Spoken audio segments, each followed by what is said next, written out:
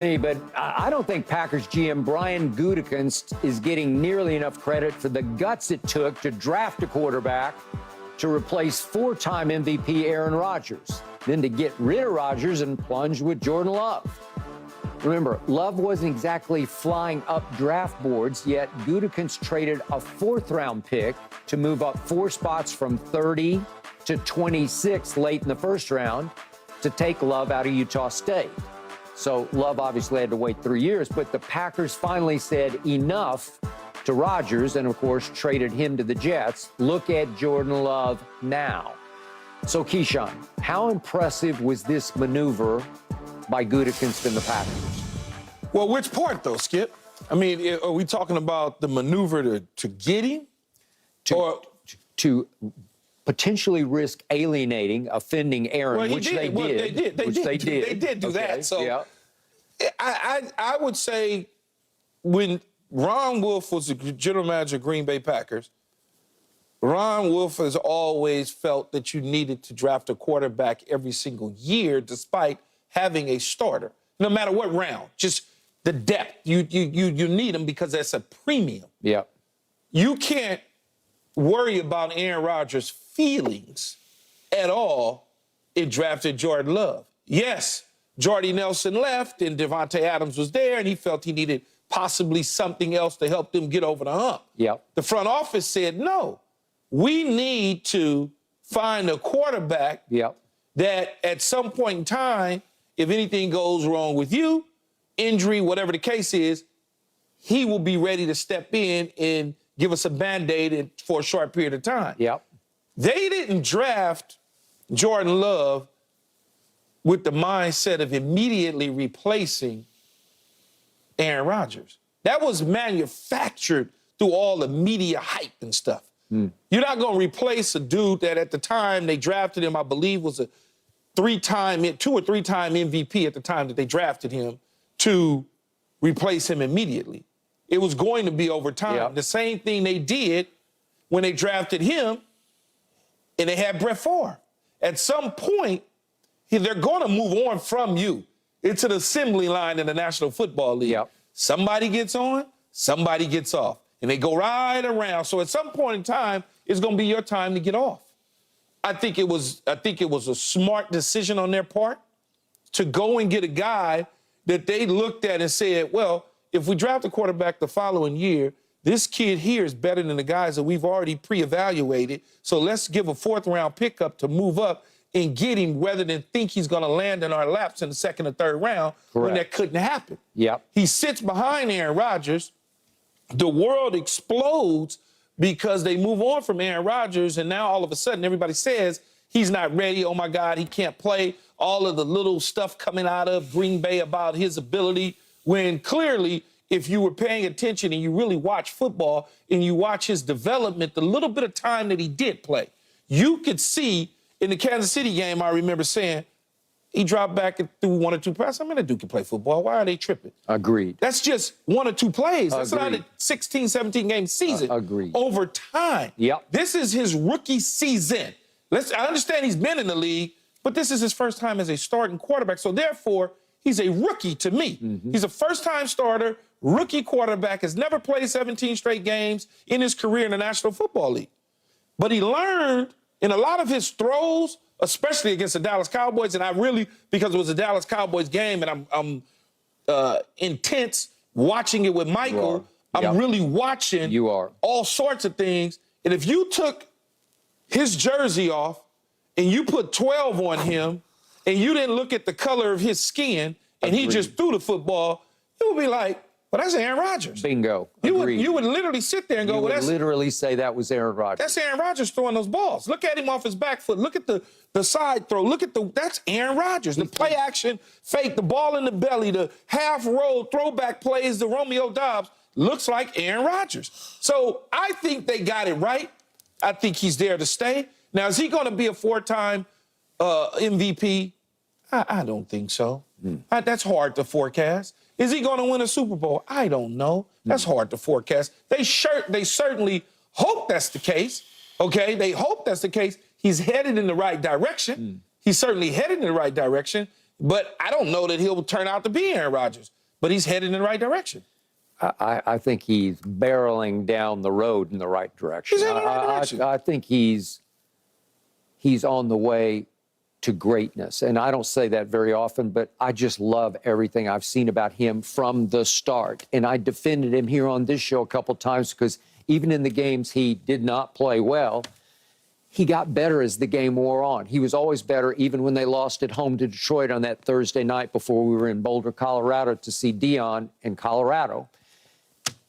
The fourth quarter, he lit them up and got them back in the game against Detroit. Okay, so everything for me obviously comes all the way back to my Dallas Cowboys, and I'm still raw and reeling from what just happened.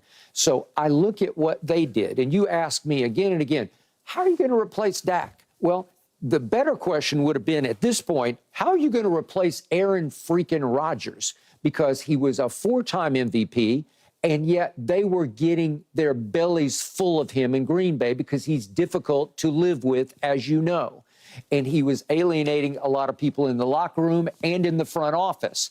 So slowly but surely over the last 5 years, if you look hard at Aaron's last 5 years in Green Bay, he actually lost his 4 of the last 5 playoff games because I'm counting the one last year against Detroit, the final regular season game, because it was a playoff for the playoffs. Yeah, to get in. So you have a home game, and all you have to do is beat your division rival at home, and he stunk in that game. And they lost 20-16 to the Detroit Lions, who didn't make it in the playoffs, but it knocked Green Bay out of the playoffs because Seattle eked in the back door. Okay, so then we go back to 2019 at San Francisco against Richard's 49ers.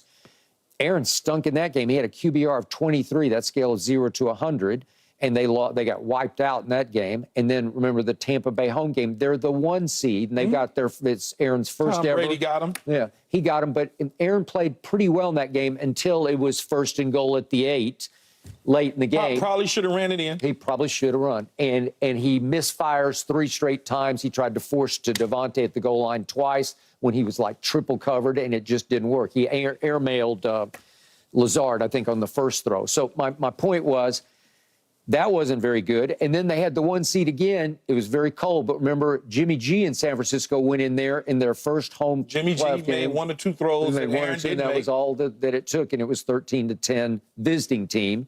He had another QBR of 23 in that game, and then I mentioned the Detroit game. So Green Bay is just saying, wait a second, he's more trouble than he's worth. But it took guts because he is Aaron Rodgers. But it took guts to say, are we really going to go forward with this kid? And they said yes. Well, they have more information than they had more. They did. But they didn't have that much game information, but they had a whole lot of practice information. You could tell based on practice habits, based on film study, that a guy that you're around every single day is capable of playing in a football game. And you can tell what his scout teammates are saying. The kid can play. Well, you can see it. You could just see it. So they go forward and look at him now because, I'm going to say it again, last 9 games, 22 touchdown passes to 1 pick.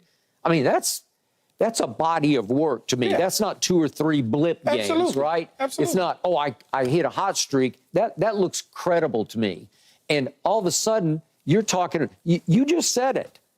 If I put 12 on him, he looks like Aaron Rodgers. He looks like Aaron Rodgers. Okay, this is his first year starting, and he went into Dallas, Texas, and did that to that team whose defense... Not my problem. I know, it's not your problem, but you saw it with your own 2 eyes. And in the break before we came on, we were both looking at the highlight throws, and the couple to Romeo, I'm just saying, that's just too good. You know, did he not look better than Dak Prescott did in that game? Yeah. Sure, he did. Absolutely. So what you want him to do, trade him for that? I want Jordan to be a Dallas Cowboy. I don't think they want Dak. But why would they do that? I'm thinking about flipping bandwagons and jumping on the Green Bay bandwagon. Are you saying that you want the Dallas Cowboys to do what the Green Bay Packers did I wanted to Aaron this Rodgers? 3 years ago to take a plunge. You got to have the vision. Aaron Rodgers is 40 damn years old. Okay, Skip. but he was. Dak Prescott is not 40. Okay, but when they decided to trade him to the Jets, a lot of people are saying, seriously, you're going to go forward with this kid? But you just said it. You got a lot of internal issues, 1 foot in, 1 foot out. talking wild to the front office. Talking wild. Holding out and saying, you don't know what you want to do. Yeah. I'm going to go in a cave and I'll let you know when I come. All of those sort of stuff. Ayahuasca, just all of that.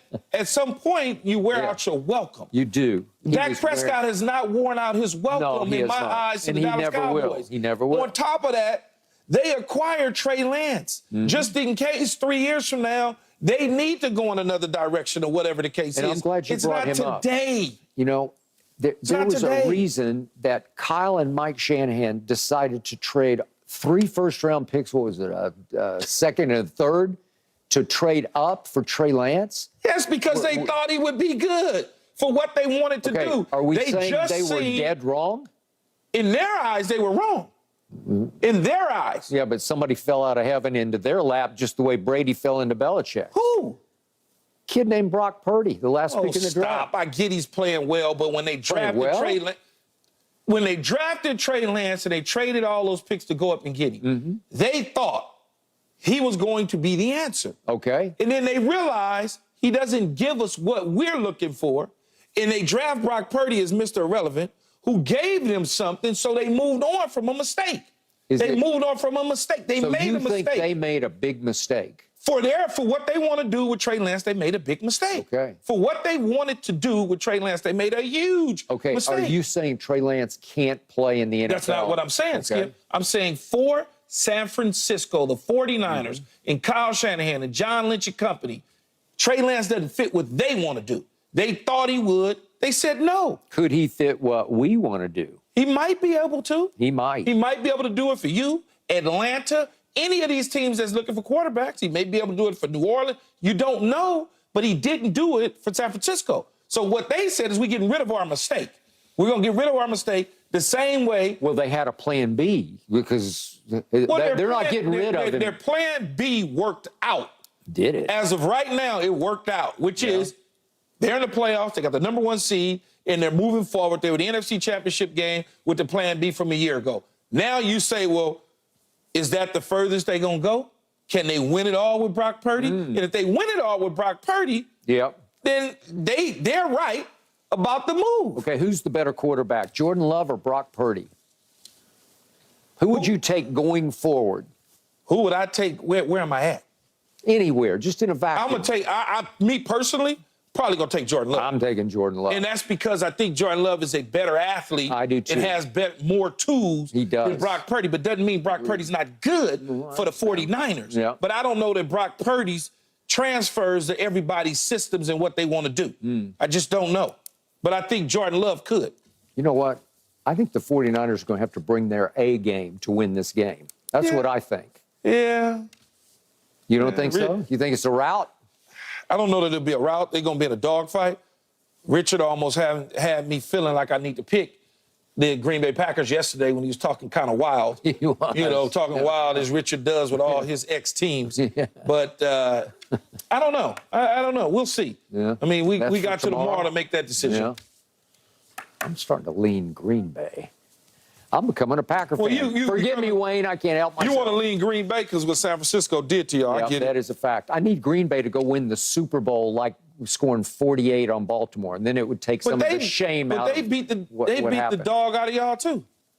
Green Bay and the 49ers opened up a can. Well, why wasn't Mike McCarthy fired then?